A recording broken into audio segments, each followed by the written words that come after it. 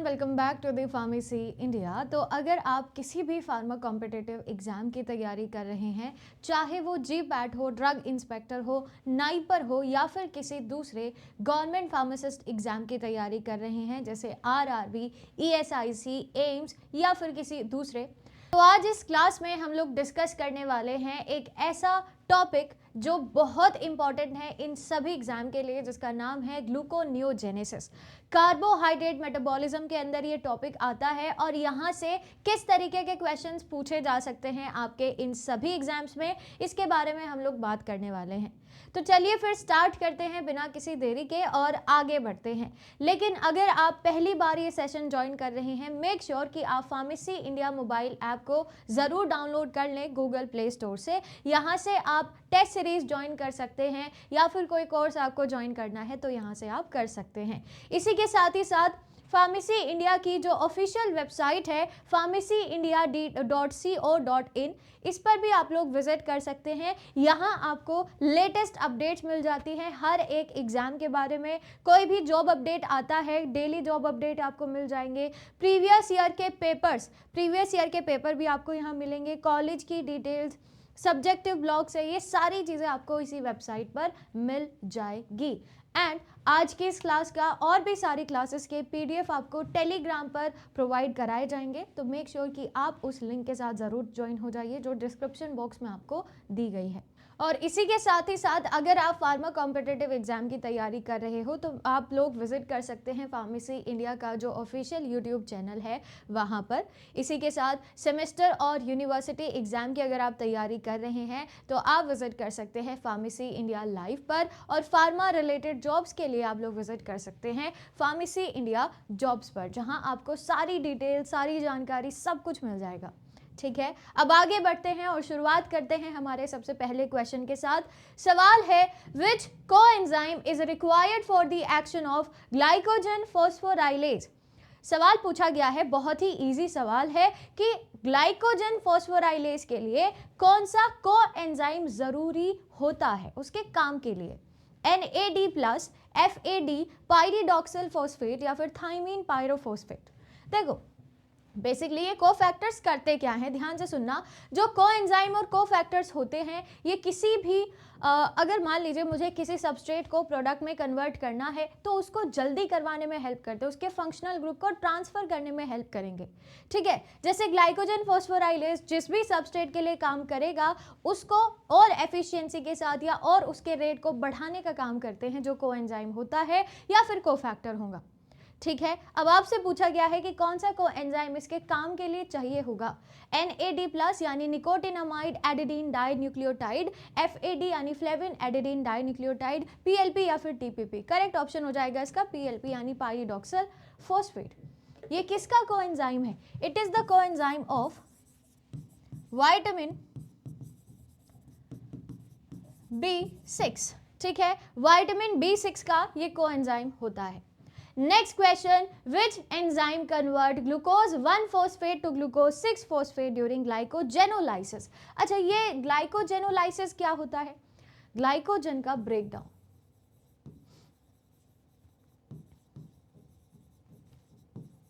ठीक है, ग्लाइकोजन का ब्रेकडाउन। अब आपसे पूछा गया है कि ग्लूकोज 1-फॉस्फेट को अगर आपको ग्लूकोज 6-फॉस्फेट में कन्वर्ट करना है तो आप किसका हेल्प लोगे?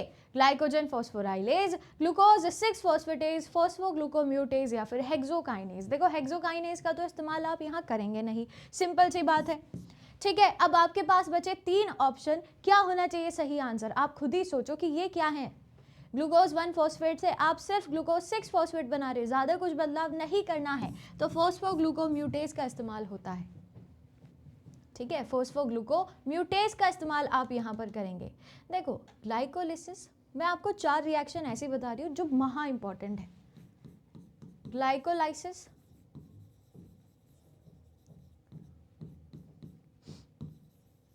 Glycogenesis,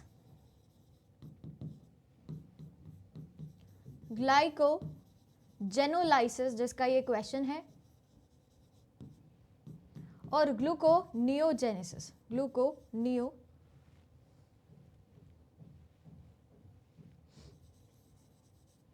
gluconeogenesis. ये 4 मेटाबॉलिक साइकिल या फिर कार्बोहाइड्रेट मेटाबॉलिज्म के अंदर सबसे इंपॉर्टेंट साइकिल्स यही है और इतनी इंपॉर्टेंट है, इतनी ज़रूरी है, यहाँ से क्वेश्चन बनते ही बनते हैं, चाहे वो किसी भी एक पर्टिकुलर टॉपिक से आ जाए, लेकिन ये एक ऐसा आपका एक कलेक्टिव टॉपिक है कार्बोहाइड्रेट मेटाबॉलिज्म जहाँ से क्वेश्चन आते ही आते हैं। अब वो इनके स्टेप से क्वेश्चन पूछ सकते हैं, इस तरीके से पूछ सकते हैं, एंजाइम से, कोफैक्टर से पूछ सकते हैं, या फिर ग्लाइकोजन स्टोरेज डिसीज से भी क्वेश्चन पूछा जा सकता है। ठीक है, तो ये बहुत ज़रूरी है। जितना ज़्यादा आप इसके क्वेश्चन प्रैक्टिस करोगे उतना ज़्यादा अच्छे तरीके से आपको ये सारे के सारे टॉपिक्स याद हो जाएंगे, रट जाएंगे। क्लियर? चलिए खैर आगे बढ़ते हैं नेक्स्ट क्वेश्चन की तरफ। विच of the following inhibit glycogen phosphorylase in the liver? अब सवाल ये पूछा गया है कि अगर लिवर में मुझे ग्लाइकोजन फॉस्फोराइलेज को रोकना है, इनहिबिट करना है, तो मैं किसका इस्तेमाल करूंगी? एपिनेफ्रिन, एटीपी, एएमपी या फिर ग्लूकेगॉन? एपिनेफ्रिन एंड ग्लूकेगॉन ये दोनों हार्मोन हैं, ये भी और ये भी, और हार्मोन किसी एक एंजाइम को ब्लॉक नहीं करता है। अगर एटीपी की बात की जाए, this is adenosine triphosphate, adenosine triphosphate, ठीक है, और एएमपी यानी एडिनोसिन मोनोफॉस्फेट, यानी यहाँ इनहिबिटर कौन होगा? आपके ग्लाइकोजन फॉस्फोराइलेज का। लेकिन यहाँ पर्टिकुलरली इन्होंने दे भी दिया है कि भाइयों लीवर में आपको इसको इनहिबिट करवाना है। करेक्ट ऑप्शन हो जाएगा इसका एटीपी यानी एडिनोसिन ट्राइफॉस्फेट। खुद ही सोचो, अगर आपकी बॉडी में एटीपी सफिशिएंट अमाउंट में होगा तो आप ग्लाइकोजन फॉस्फोराइलेज को इस्तेमाल करोगे क्यों? अल्टीमेटली आपको एनर्जी चाहिए, एनर्जी पहले से ही बहुत सारी प्रेजेंट है, तो आप ग्लाइकोजन फॉस्फोराइलेज का इस्तेमाल करके करोगे क्या? ठीक है, तो इसीलिए इसका इनहिबिशन कर दिया जाता है लिवर के अंदर, ताकि वो वहीं पर स्टोर्ड रहे, जो आपका ग्लाइकोजन है वो वहीं पर बैठा रहे, वो वापस ग्लूकोज में कन्वर्ट ना हो। क्लियर? चलिए next question, what is the primary purpose of glycogenolysis in skeletal muscle? Glycogenolysis का स्केलेटल मसल में क्या मेन फंक्शन होगा? Maintain blood glucose level, generate energy for muscle contraction, produce ketone bodies या synthesise fatty acid. अच्छा, skeletal muscle के अंदर पूछा है तो मेंटेन ब्लड ग्लूकोज लेवल, ये तो नहीं होगा, सिंपल सी बात है। Next, generate energy for muscle contraction, this will be correct option. Muscle contraction के लिए एनर्जी को जनरेट करने का काम करेगा जो आपका ये ग्लाइकोजेनोलाइसिस होता है। करेक्ट ऑप्शन इसका हो जाएगा generate energy for muscle contraction. Muscle contraction के लिए एनर्जी को जनरेट करना। मसल कॉन्ट्रैक्शन क्यों करेंगे आप लोग? बॉडी के मूवमेंट के लिए। अगर आपको इतना सा भी बॉडी का पार्ट कोई मूव करना है, जैसे मुझे हाथ मूव करना है, तो इसके लिए यहाँ पर जो आपके स्केलेटल मसल्स होती हैं उनका कॉन्ट्रैक्शन होना ज़रूरी है, तभी वो मूवमेंट कर पाती हैं। या फिर आपको लोकोमोशन करना है, एक जगह से दूसरी जगह मूव करना है, तो इसके लिए भी मसल कॉन्ट्रैक्शन चाहिए होता है।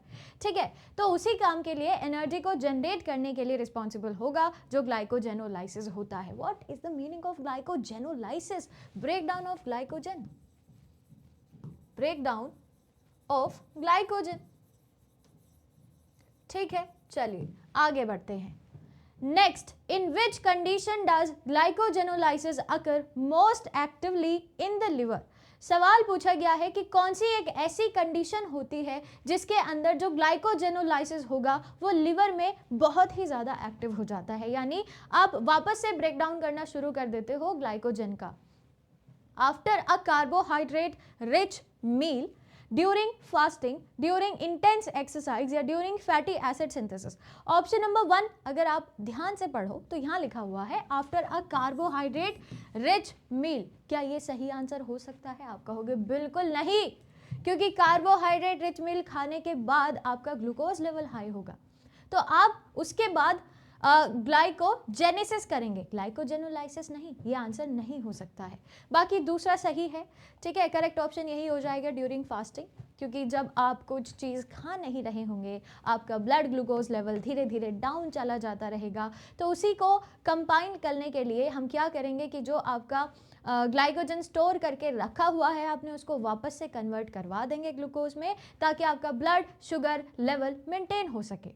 ठीक है, खुद ही सोचिए, मान लीजिए कि आज से एक दिन पहले मैंने कुछ खाया नहीं है, तो ऑब्वियस सी बात है मेरा ब्लड ग्लूकोज लेवल या ब्लड शुगर लेवल धीरे धीरे धीरे धीरे नीचे वाली तरफ जाएगा, है ना। अब जब नीचे वाली तरफ जाएगा, मेरा ब्रेन मेरे लिवर को क्या करने के लिए कहेगा, किस चीज़ के लिए ऑर्डर करेगा कि भैया आपने जो ग्लाइकोजन स्टोर करके रखा हुआ है उसको वापस ग्लूकोज में कन्वर्ट करवाने का समय आ चुका है।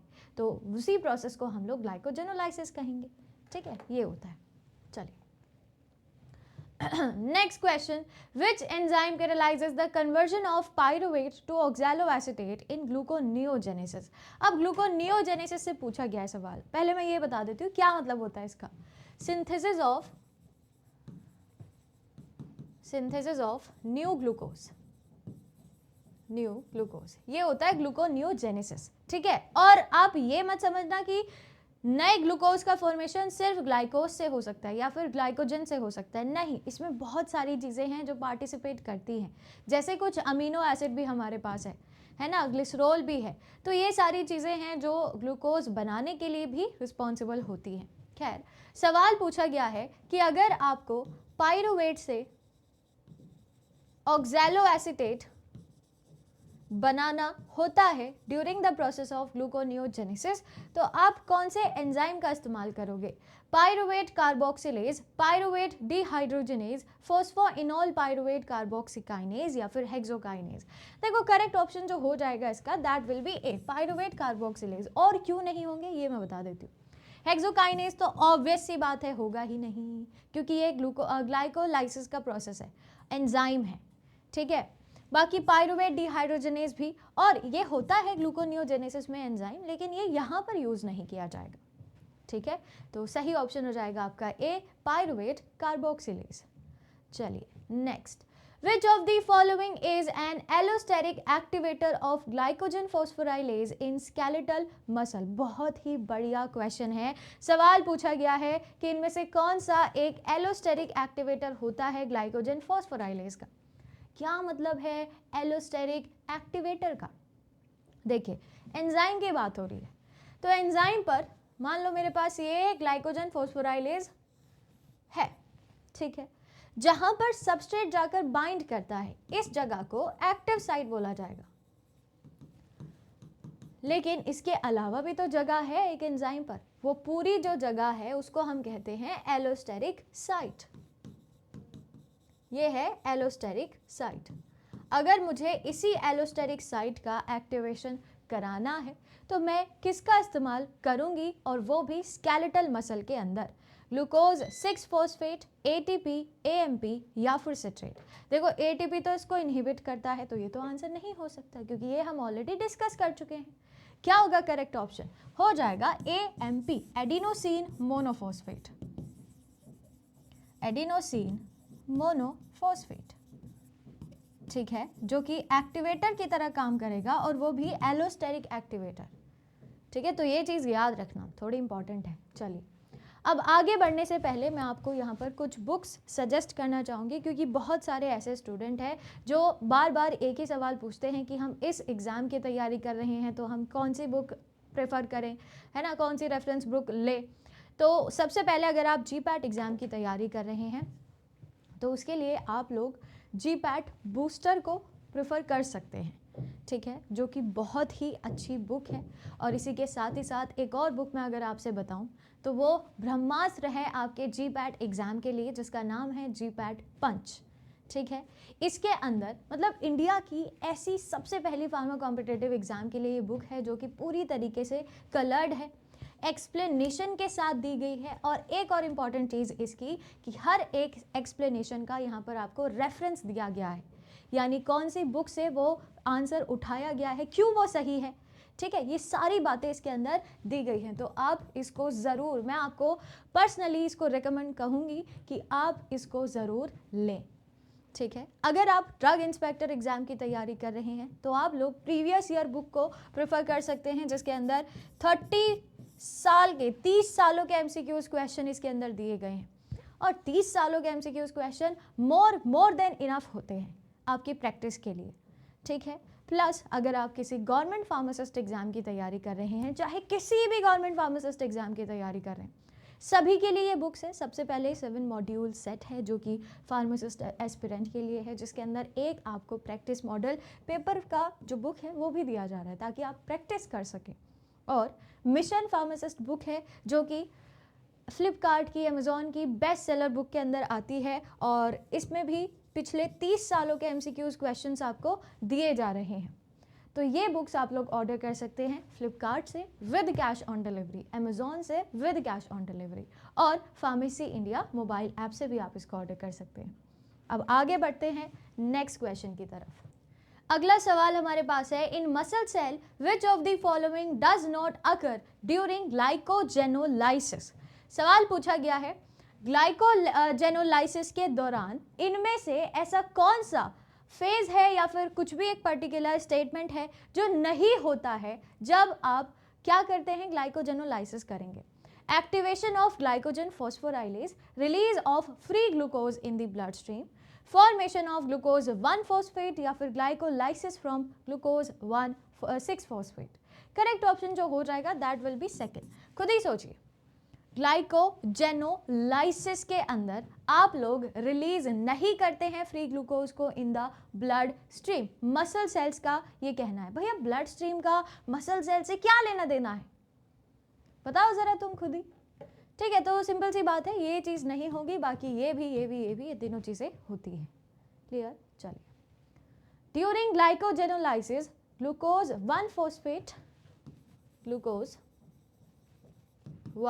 फॉस्फेट कन्वर्ट कर दिया जाता है ग्लूकोज 6 फॉस्फेट में। हाँ जी, पता है।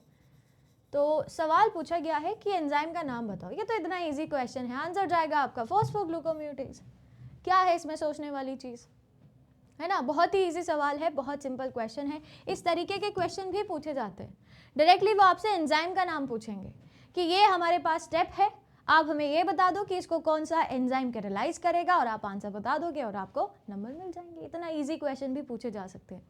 चलिए next, which of the following is true about glycogenolysis in muscle cell.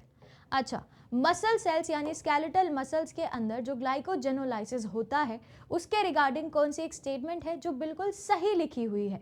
आपके ऑप्शन है, it produces free glucose from for release into the blood stream. गलत है, गलत है, अभी अभी करके आ रहे हो तो ये तो सही हो ही नहीं सकता।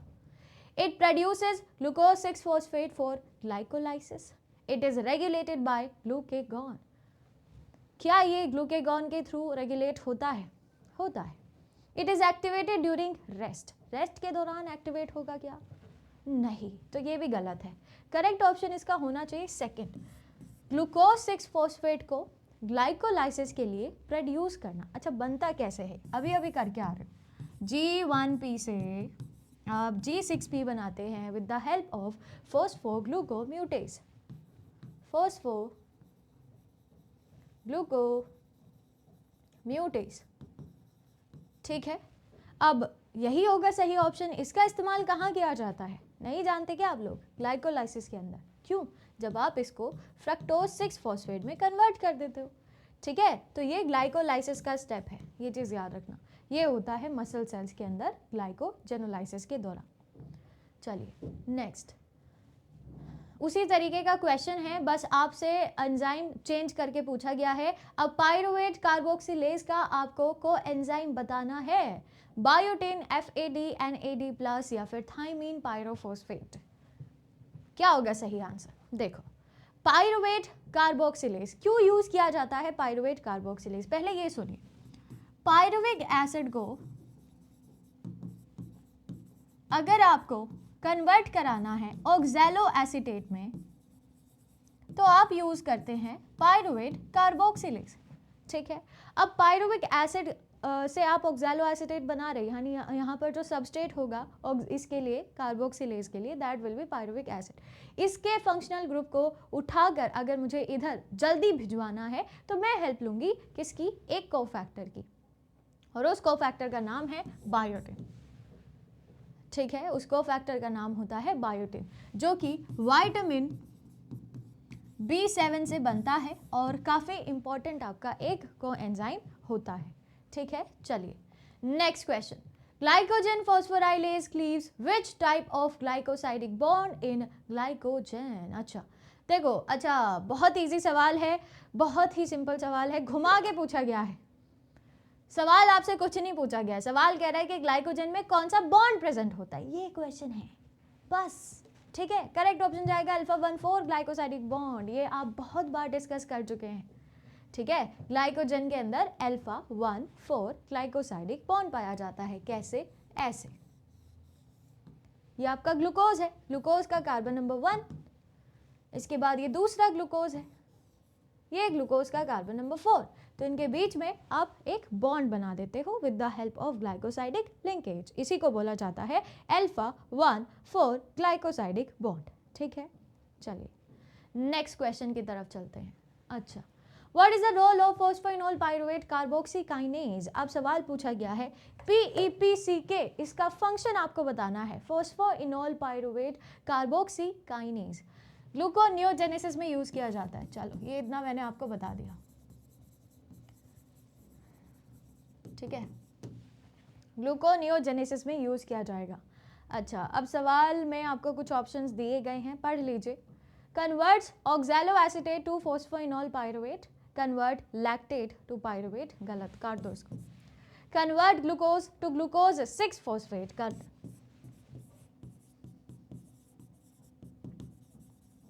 चलो, converts pyruvate to acetyl coenzyme A. आप लोगों ने आंसर दे ही दिया होगा, करेक्ट ऑप्शन ए हो जाएगा। जब आपको ऑक्सैलो एसीटेट से फॉस्फोइनोल पाइरुवेट बनाना होता है, देखो क्या होता है ना, जो आपने ग्लाइकोलिसिस पढ़ा हुआ है उसी का बिल्कुल ऑपोजिट रिएक्शन है ये, बस थोड़ा सा चेंज किया होगा।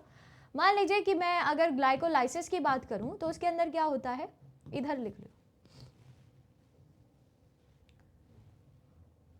फॉस्फोइनोल पाइरुवेट से आप पाइरुवेट बनाते हो, ये ग्लाइकोलाइसिस की बात कर रही हूं मैं। अगर ग्लूकोनियोजेनेसिस की बात करें तो उसमें क्या होगा, पाइरुवेट सबसे पहले आएगा, फिर ऑक्सैलो एसीटेट एंड देन बनता है PEP यानी फॉस्फोइनोल पाइरुवेट। ठीक है, अब पाइरुवेट से जब आप ऑक्सैलो एसीटेट बना रहे होंगे उस समय आप यूज करेंगे पाइरुवेट कार्बोक्सिल। ठीक है, इसके बाद ऑक्सैलो एसीटेट से जब आप PEP यानी फॉस्फोइनोल पाइरुवेट बना रहे होंगे तब आप यूज करेंगे phosphoenol pyruvate carboxy kinase. Clear? चलिए अगला सवाल है, विच of the following step in gluconeogenesis is an irreversible reaction. अच्छा, सवाल पूछा गया है कि ग्लूकोनियोजेनेसिस के अंदर इनमें से कौन सा एक ऐसा स्टेप है जो कि इरिवर्सिबल होगा, यानी उसको आप रिवर्स नहीं कर सकते हो। Glucose 6 phosphate to glucose, phosphoenolpyruvate to pyruvate. चलो इसका आंसर मैं डायरेक्टली दे देती हूँ। जब आप ग्लूकोज 6 फॉस्फेट से ग्लूकोज बना रहे होंगे तो ये एक पूरी तरीके से इरिवर्सिबल स्टेप होता है, रिएक्शन होता है। ठीक है, इसको आप रिवर्स नहीं कर सकते हैं। क्लियर? तो करेक्ट ऑप्शन जाएगा ए ही। बाकी ये भी रिवर्स किया जा सकता है, इसको भी रिवर्स किया जा सकता है, F616P से ये भी रिवर्स किया जाता है क्योंकि ये तो एक दूसरे के आइसोमर ही। ठीक है, चलो अगला सवाल, the enzyme glucose 6 phosphatase is found in which organ. ये बहुत इजी क्वेश्चन है। सवाल है कि ग्लूकोज 6 फॉस्फेटेज कौन से ऑर्गन में पाया जाता है। अरे वहाँ पाया जाएगा ना जहाँ इसकी ज़रूरत होगी, और ज़रूरत कहाँ होगी, जहाँ आप ये प्रोसेस कर रहे होंगे। क्या होगा आंसर, चाहे आप लिवर की बात कर लो, चाहे आप किडनी की बात कर लो। ठीक है, वहाँ पर पाया जाता है। ठीक है, किडनी नहीं, मसल, मसल्स के अंदर लिवर और मसल, तो ये बोथ A एंड C होना चाहिए। ठीक है जी, चलो अगला, which molecule provide the reducing power required for gluconeogenesis. अच्छा, अब सवाल पूछा गया है इनमें से ऐसा कौन सा मॉलिक्यूल है जो रिड्यूसिंग पावर प्रोवाइड करेगा। क्या मतलब है रिड्यूसिंग पावर का? क्या आपको पता है कि जितने भी स्टेप्स होते हैं इन कार्बोहाइड्रेट मेटाबॉलिज्म में, वो या तो ऑक्सीडेशन के दौरान होते हैं या फिर रिडक्शन के दौरान होते हैं। मतलब दौरान से मेरा मतलब है कि या तो ऑक्सीडाइज करके वो किए जाएंगे या फिर रिड्यूस करके किए जाएंगे। ठीक है, बहुत सारे ऐसे ही स्टेप्स होंगे। अब सवाल पूछा गया है कि ये जो रिड्यूस कर रहे हैं आप, उसके लिए जो रिड्यूसिंग पावर आपके पास आ रही है, किसके लिए? ग्लूकोनियोजेनेसिस के लिए। तो वो कौन सा आपका मॉलिक्यूल प्रोवाइड कर रहा है? NADH, NADPH, ATP, FADH2। यानी यहाँ आपसे साधारण भाषा में कोएंजाइम के बारे में पूछा गया है। करेक्ट ऑप्शन हो जाएगा NADH यानी nicotinamide, nicotinamide adenine dinucleotide hydrogen, जो कि विटामिन B3 का कोफैक्टर होता है। ठीक है, इतना भी आप लोग लिख लीजिए, कोफैक्टर ऑफ, ये भी कोफैक्टर ऑफ विटामिन B3। ठीक है, पहला और दूसरा विटामिन B3 के आपके पास ये कोफैक्टर्स होते हैं। तो NADH ये एक ऐसा मॉलिक्यूल है जो रिड्यूसिंग पावर प्रोवाइड करेगा ग्लूकोनियोजेनेसिस में, क्योंकि ये रिड्यूस होके किस में कन्वर्ट हो जाता है, NAD+ में। ठीक है, चलिए, which hormone stimulates gluconeogenesis, gluconeogenesis कौन सा हार्मोन स्टिमुलेट करेगा, क्या मतलब है स्टिमुलेट का, यानी उसको फेवर करेगा, मतलब कहेगा कि भाई हो जाओ और हो जाओ। ग्लूकोनियोजेनेसिस यानी ग्लूकोज बनाना, और आप ग्लूकोज को कब बनाएंगे, जब आपका ब्लड ग्लूकोज लेवल नीचे जाएगा। ऐसे में पैनक्रियाज से एक हार्मोन रिलीज होता है जिसका नाम है glucagon, which is a hyperglycaemic hormone, hyperglycaemic hormone. ठीक है, तो करेक्ट ऑप्शन हो जाएगा यहाँ पर ग्लूकेगॉन। कहाँ से रिलीज होता है, alpha cells of pancreas, alpha cells of pancreas. चलिए, बहुत बढ़िया, आगे बढ़ते हैं। फ्रक्टोज 1,6-बिसफॉस्फेट, अच्छा सवाल पूछा गया है कि फ्रक्टोज 1,6-बिसफॉस्फेट से आप क्या चीजें बनाते हो कि आपको फ्रक्टोज 1,6-बिसफॉस्फेटेज का इस्तेमाल करना पड़ता है। ठीक है, यानी इसका प्रोडक्ट क्या होगा, ग्लूकोज फ्रक्टोज 6-फॉस्फेट, फॉस्फोइनोल पाइरुवेट या ग्लिसरॉल डिहाइड 3-फॉस्फेट। देखो ग्लूकोज या ये तो नहीं होगा। ठीक है, अब आपको थोड़ा सा दिमाग का इस्तेमाल यहाँ करना है कि ये जो स्टेप है ये ग्लाइकोलाइसिस का स्टेप है या ग्लूकोनियोजेनेसिस का स्टेप है, यहाँ दिया तो नहीं है। तो करेक्ट इसका जो ऑप्शन जाएगा दैट विल बी फ्रक्टोज 6-फॉस्फेट, क्योंकि ये जो प्रोसेस है it is the process of gluconeogenesis. Opposite चलना है ना ग्लाइकोलाइसिस से। अगर ग्लाइकोलाइसिस होता तब आप ये बनाते, लेकिन एंजाइम का नाम तो पढ़ लो। एंजाइम क्या दिया गया है, फ्रक्टोज 1,6-बिसफॉस्फेटेज। देखो ठीक है, मैं मान रही हूँ कि ग्लाइकोलाइसिस के दौरान आप फ्रक्टोज 1,6-बिसफॉस्फेट से ये बनाते हो, लेकिन एंजाइम तो दूसरा होता है, एल्डोलेज। ठीक है, अब यहाँ आपको एंजाइम का नाम दिया गया है, इसीलिए मैं कह रही हूँ कि जो सही ऑप्शन हो जाएगा दैट विल बी फ्रक्टोज 6-फॉस्फेट। ठीक है, जो कि ग्लूकोनियोजेनेसिस का स्टेप है। अगर ये आंसर होता तो ये ग्लाइकोलाइसिस का स्टेप होता। ठीक है, चलो second last question, which amino acid serve as a major precursor for gluconeogenesis. इनमें से कौन सा अमीनो एसिड है जो कि ग्लूकोनियोजेनेसिस के लिए मेजर प्रिकर्सर की तरह यूज किया जाएगा। मैंने आपसे कहा ही था कि ग्लूकोज सिर्फ कार्बोहाइड्रेट से नहीं बनता है। ठीक है, या फिर आप सिर्फ ग्लाइकोजन से ग्लूकोज नहीं बना सकते। ग्लूकोज को आप और भी नॉन कार्बोहाइड्रेट चीज़ों से बना सकते हैं, जैसे कि अमीनो एसिड। और अमीनो एसिड के अंदर भी आप लोगों ने किसका नाम सुना है, एलेनिन का। ठीक है, एलेनिन मतलब सिंपल ही अमीनो एसिड की कैटेगरी के अंदर ही आता है, और इसी से आप लोग ग्लूकोज को बना सकते हैं। क्लियर, चलिए last question, Which of the following enzyme is bypassed during gluconeogenesis? अच्छा, ग्लूकोनियोजेनेसिस में कौन सा एंजाइम पार्टिसिपेट नहीं करता है, हेक्सोकाइनेज, PFK1, पाइरुवेट काइनेज या फिर ऑल ऑफ द अबव। नहीं, करेक्ट ऑप्शन जाएगा ऑल ऑफ द अबव। चाहे आप हेक्सोकाइनेज की बात कर ले, PFK1 की बात कर लिए, पाइरुवेट काइनेज की बात कर लिए, ये सारे एंजाइम ग्लाइकोलाइसिस के हैं।